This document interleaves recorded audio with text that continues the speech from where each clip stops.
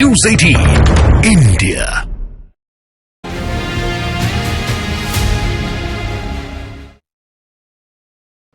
नमस्कार व्यूअर्स, और मेरे साथ इस समय बात करने के लिए बेहद खास मेहमान मौजूद हैं। मेरे साथ मौजूद हैं आर्टिकल 370 फिल्म की हीरोइन यामी गौतम और प्रोड्यूसर आदित्य धार। दोनों का अभिनंदन है। न्यूज़ 18 पर मेरा सबसे पहला सवाल तो आपसे यही है कि आपने एक बहुत बड़ी फिल्म बनाई है आर्टिकल 370। बॉक्स ऑफिस पर ये अच्छा कामकाज भी कर रही है, लेकिन इस फिल्म बनाने की आपके लिए मजबूरी थी या ज़रूरी थी? ये जो कहानी थी या जो आर्टिकल 370 एब्रोगेट हुआ था, वो एक बहुत ही इमोशनल मूवमेंट था। एक ऐसा मूवमेंट था जो बचपन से हम सुनते आ रहे थे कि कश्मीर में क्या क्या प्रॉब्लम है, देखी भी है, फर्स्ट हैंड देखी थी। तो कहीं ना कहीं जब ये एब्रोगेट हुआ तो दिल भर आया, इमोशनल हो गए। बट ये पता था ये एब्रोगेट किस तरीके, ये एब्रोगेट हुआ है, मगर ये नहीं पता था कि किस तरीके से हुआ है। और कहीं ना तो कहीं 1-1.5 साल पहले एक मेरे जर्नलिस्ट मित्र है जिन्होंने मेरे को काफ़ी डिटेल में बताया था कि कैसे हुआ था, कैसे प्लानिंग हुई थी और कैसे एग्जीक्यूशन हुआ था। और वहाँ पे मेरा थोड़ा सा इंटरेस्ट जागना शुरू हुआ और हम लिटरली इन्वेस्टिगेटिव जर्नलिस्ट की तरह उसको इन्वेस्टिगेट करने लगे। जी। जब रिसर्च तैयार हुआ तब हमें समझ में आया कि यार ये कहानी तो दुनिया के सामने लानी ही चाहिए। जी यामी, मैं आपसे जानना चाहूँगा कि अभी आदित्य ने बताया कि क्या कारण रहे कि इस फिल्म को बनाया, लेकिन इस फिल्म की अगर मैं बात करूँ खास तौर पर तो अल जिहाद के नारे लगते हैं, हर घर से निकलेगा बुरहान जैसे नारे लगते हैं। क्या आप मानती हैं कि इन सब चीज़ों से बचा जा सकता था? क्योंकि इसको लेके कंट्रोवर्सी क्रिएट हो रही है। इस विषय पर आप क्या कहना चाहती हैं यामी? देखिए, क्योंकि फिल्म हम यही कह रहे हैं, फिल्म रियल इंसिडेंट्स पे, रियल ट्रू इंसिडेंट्स पे आधारित है। और तो ऐसा रियल में तो ये नारे नहीं हो लगे सकता थे कि हम सिर्फ एक ही जी, ये सारी इंफॉर्मेशन, ये सारी वीडियोस पब्लिक डोमेन में है। बिल्कुल। और अगर आप फुटेज देखें जो फिल्म के शुरुआत में जो इतिहास भी अगर आप देखें से आज तक, वो सब रियल फुटेज है, वो हमने कुछ शूट नहीं किया है, वो सब पब्लिक डोमेन है, इनमें इंफॉर्मेशन है।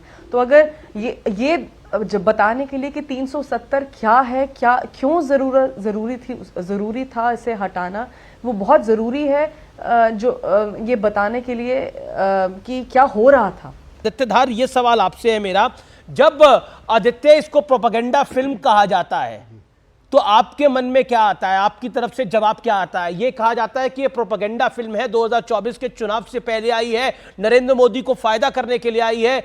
इस विषय पर बतौर प्रोड्यूसर आपका रिएक्शन क्या है? क्योंकि सबसे ज्यादा तो आप जवाब दे होंगे फिर। नहीं, जैसा कि मैं हमेशा कहता हूँ कि जो हमारी करंट गवर्नमेंट है उनको ऐसी छोटी फिल्म की ज़रूरत नहीं है अपने इलेक्शन जीतने के लिए, वोट्स पाने के लिए।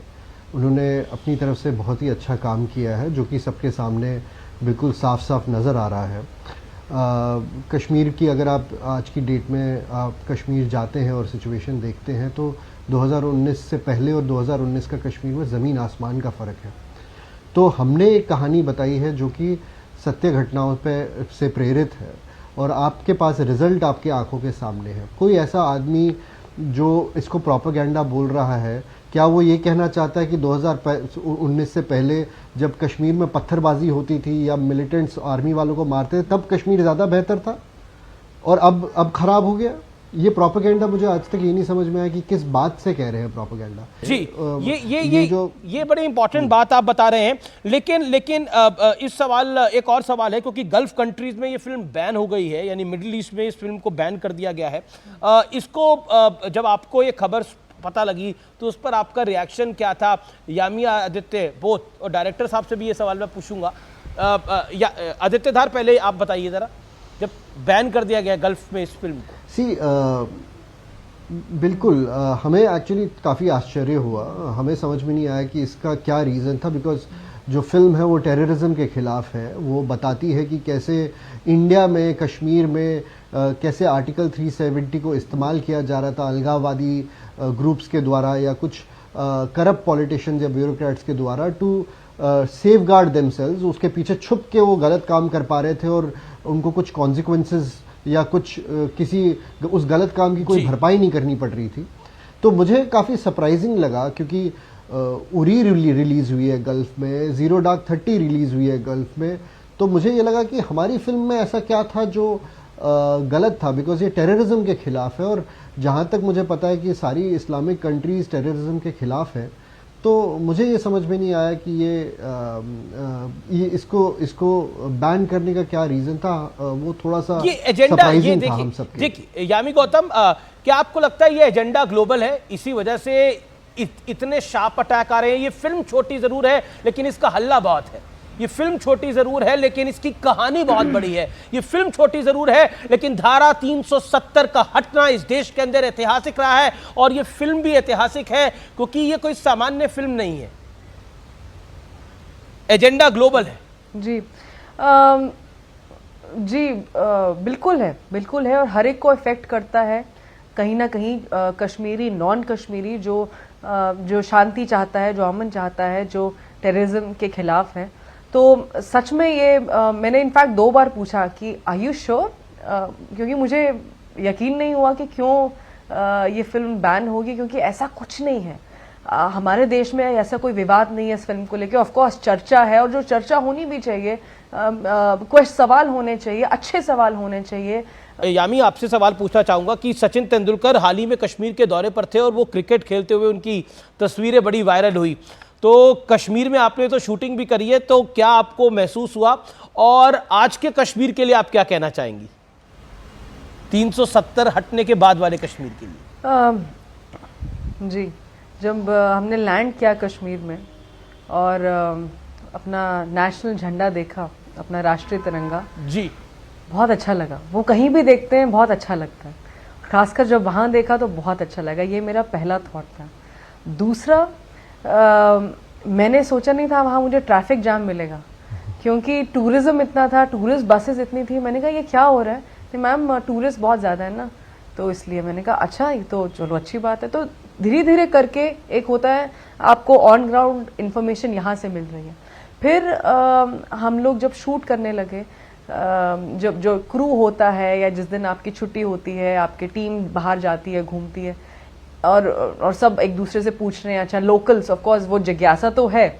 हमने किसी को बताया नहीं है हम क्या फिल्म शूट कर रहे हैं, हम क्योंकि आप नहीं चाहते किसी तरह का कोई जस्ट पोटेंशियली भी कोई खनन आए कोई काम में।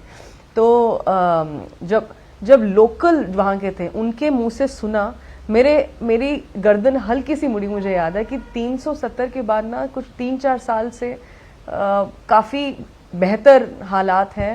ये वहाँ के लोकल्स ने बोला, बड़ी इंपॉर्टेंट बात बता रही हैं आप। पथराव, जी बिल्कुल पथराव कम है। मैं बच्चों को स्कूल जाते हुए देख रही हूँ, मतलब स्कूल्स खुले रहते हैं, कोई इंटरनेट बैन नहीं होता है, या पथराव बिल्कुल खत्म हो गए।